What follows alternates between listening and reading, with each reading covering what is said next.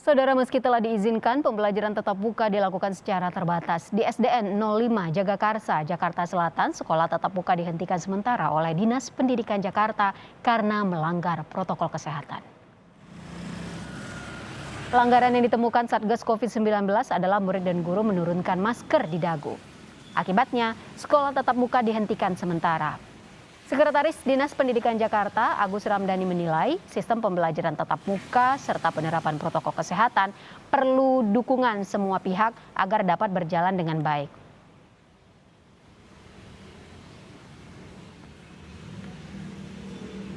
Di SDN 05 Jagakarsa, tentunya kami Dinas Pendidikan bergerak cepat memberikan sanksi penghentian sementara terhadap sekolah tersebut. Tentunya karena melanggar aturan yang telah ditetapkan di Keputusan Kepala Dinas nomor 883 tahun 2021, terus berkomitmen untuk menjaga agar pembelajaran tatap muka terbatas ini terus berjalan bertahap, dan tentunya kehati-hatian menjadi hal yang paling utama.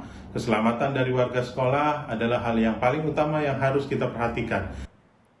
Saudara, kita sudah terhubung dengan Sekretaris Dinas Pendidikan DKI Jakarta, Pak Agus Ramdhani. Selamat sore, Pak. Selamat sore, Mbak Ipo. Pak Agus, pelanggaran protokol kesehatan seperti apa yang dilakukan sehingga salah satu sekolah ini batal menggelar pembelajaran tatap muka? Ya, kemarin kita temukan bahwa guru tidak memberikan contoh yang baik untuk para peserta didik, ya. Kondisi masker dalam keadaan terbuka, dan tentu ini adalah sebuah kesalahan yang sangat fatal, begitu, Mbak. Itu terjadi kapan, Pak Agus? Hari pembelajarannya mungkin di hari Jumat, ya, tetap ya, Jumat yang lalu. Baik, Pak Agus, fasilitas apa saja sih seharusnya yang dipersiapkan oleh pihak sekolah untuk mengantisipasi klaster COVID di sekolah? Ya, tentunya Dinas Pendidikan sudah mengeluarkan instruksi Kepala Dinas nomor 1130 tahun 2020 terkait dengan protokol kesehatan di sekolah. Tentunya kita semua menginginkan menjaga agar tidak terjadi penularan ataupun kasus-kasus baru di sekolah. Tentunya seperti sering saya sampaikan bahwa Dinas Pendidikan, khususnya tentunya Pemprov DKI Jakarta, sangat mengutamakan keselamatan warga sekolah, termasuk peserta didik, para guru, dan tenaga kependidikan yang ada di sekolah. Kalau pihak sekolah sudah mempersiapkan segala sesuatu untuk mengantisipasi klaster COVID di sekolah, untuk siswanya sendiri, Pak Agus, apa yang harus disiapkan saat berangkat ke sekolah?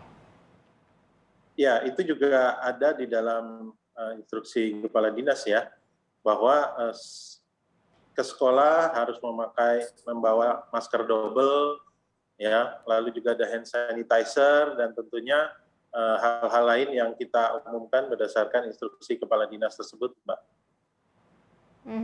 Kalau untuk proses pembelajaran tatap muka di Jakarta, mekanismenya seperti apa, Pak Agus? Proses pembelajaran tentunya kita melalui asesmen, mengisi lewat siapbelajar.go.id yang telah kita siapkan. Di sana kita akan asesmen terkait dengan sarana dan prasarana yang ada di sekolah, lalu juga kesiapan warga sekolahnya, para pendidiknya yang harus siap mengikuti pelatihan blended learning, ya, agar hak-hak anak-anak kita yang memang juga memilih opsi untuk belajar di rumah tetap mendapatkan pelajaran pada waktu yang bersamaan. Lalu setelah mengikuti pelatihan, tentunya juga nanti tim verifikasi dari dinas akan melihat apakah sarana prasarananya benar sudah lengkap, lalu juga warga sekolahnya apa benar sudah siap, termasuk kunci utamanya adalah izin dari orang tua. Begitu, Mbak Ivo.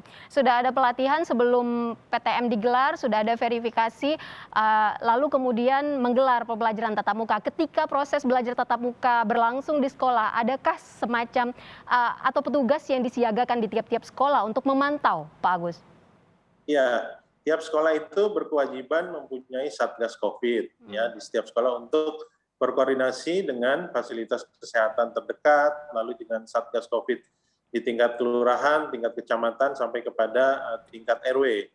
Nah, Satgas-Satgas ini yang mengawasi bersama-sama tentunya masyarakat juga, kami juga membuka layanan pengaduan terkait PTM terbatas ini agar kita semua bisa saling mengawasi, menjaga sekolah kita ini ya melaksanakan kewajiban perlindungan kesehatan bagi warga satuan pendidikan, sehingga tentunya evaluasi setiap hari kita lakukan.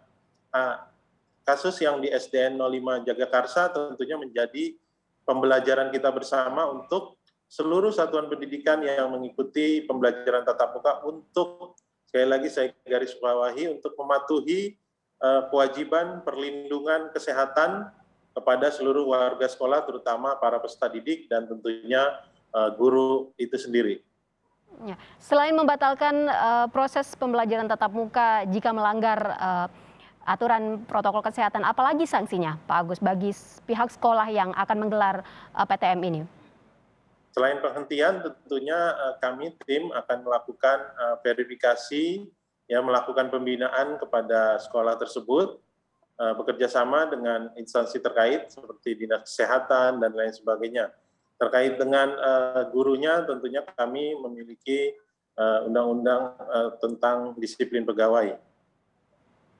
Lalu setelah pembinaan, apakah harus ada pelatihan, ada verifikasi lagi sampai akhirnya pihak sekolah benar-benar bisa menggelar pembelajaran tatap muka, Pak Agus? Iya, jadi memang tentunya ini kita evaluasi terus, Pak. Kita evaluasi semua gurunya, lalu juga dilatih kembali, sampai dinyatakan oleh tim verifikasi sudah siap untuk dibuka kembali. Baik, terima kasih atas penjelasannya Pak Agus Ramdhani sudah bergabung bersama kami di Update Corona hari ini.